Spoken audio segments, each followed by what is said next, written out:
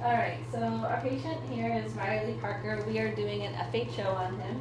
Riley has been on O2 for about 5-6 minutes now. So at this point we are ready to induce. Our induction drug of choice is the Femis propofol.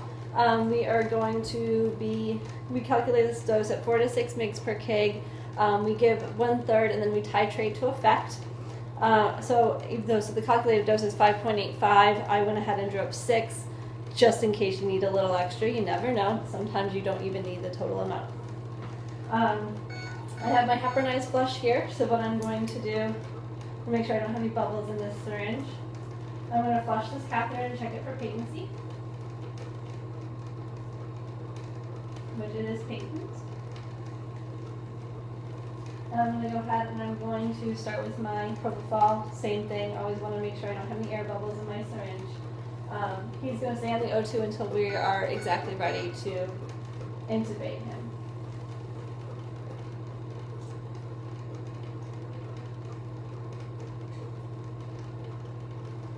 Like I said, we give 1/3.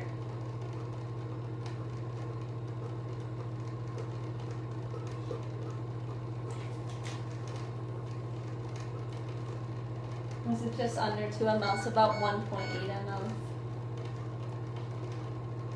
Let that sit for a few seconds. Monitor his respiration. Propofol has a tendency to be respiratory depressant, so we want to make sure that we're not depressing him too much. We'll check in, Natalie.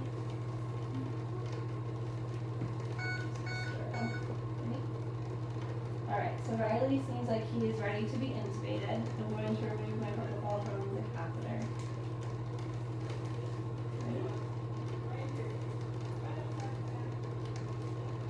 Natalie's going to hold his mouth open for me. Oh, God, his bright shiny teeth. Now I'm going to use the tube to push his staph palate up and his epiglottis down.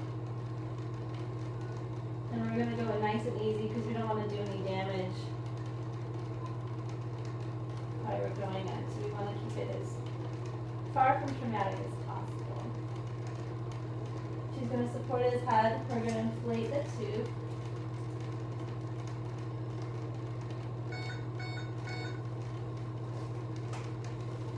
And what we like to do from here is we're going to go ahead and attach our O2. Like we said, we measured their O2 flow rate at 1.5 ml.